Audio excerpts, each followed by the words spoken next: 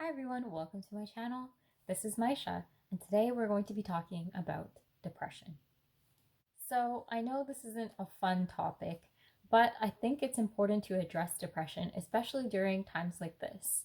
Depression is actually the leading cause of disability worldwide, according to TED Ed, significantly affecting one's ability to go to work, socialize, or even do well in school. Depression definitely takes a toll on people. Let's discuss some symptoms of depression.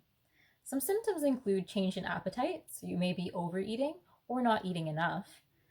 You will have difficulty sleeping or difficulty getting out of bed. You may experience insomnia or hypersomnia, which means that you'll be either sleeping way too little or way too much.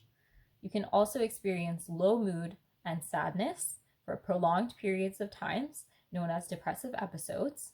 You can also experience weight gain or weight loss according to how much food you are eating and how much exercise you are doing, which is going to be impacted absolutely by your depression.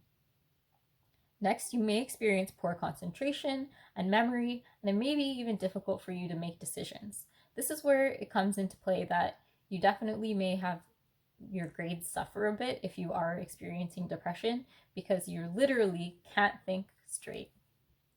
You will experience a loss of energy, thoughts of suicide, depressive episodes, as mentioned, and anhedonia.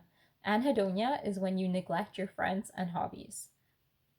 You will also experience low self esteem, potentially a decrease in hygiene, because it's hard to take care of yourself when you barely care for yourself. So, unfortunately, that is a side effect of depression as well. You will experience fatigue and also irritability. Another thing you may experience is flat mood or numbness. Now that we've discussed the symptoms, let's discuss the biophysical effects of depression. Depression literally physically changes your brain and the neurotransmitters transmitted.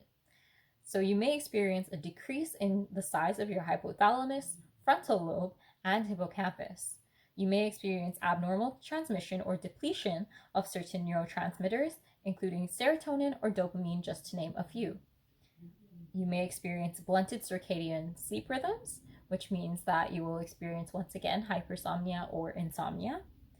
You can experience hormone abnormalities such as high cortisol, which is a stress hormone, or you can experience deregulation of thyroid hormones as well.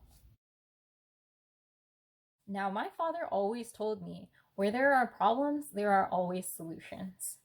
Remember that depression is not a weakness or a character flaw. It is a chemical or biophysical problem in your brain or your brain chemistry, and it can occur due to genetics or due to environmental factors. It's important to first see a doctor to undercut any underlying medical issues. So make sure that you discuss with your doctor if you are experiencing the symptoms that we discussed, then definitely see a doctor and see what they have to say. It's important to also find a counselor and or a therapist because good psychotherapy can literally increase the size of your hypothalamus. It can encourage the growth of your hypothalamus, which is amazing. Also, lifestyle changes will make a huge difference in alleviating the symptoms of your depression. This includes being active, sleeping on time, and also eating well, as well as having a good social circle and social environment.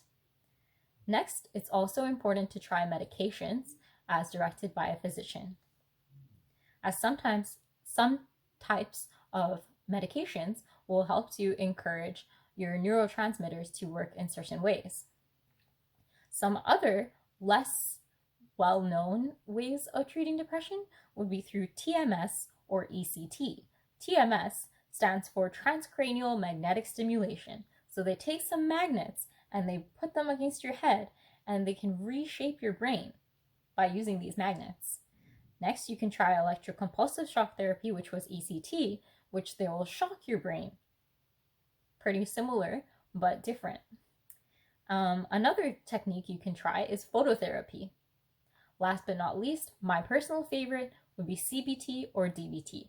CBT stands for cognitive behavioral therapy, whereas DBT stands for dialectical behavior therapy. CBT and DBT are awesome psychotherapy techniques that will help you learn skills to help you cope with your depression and or anxiety and or other issues as well.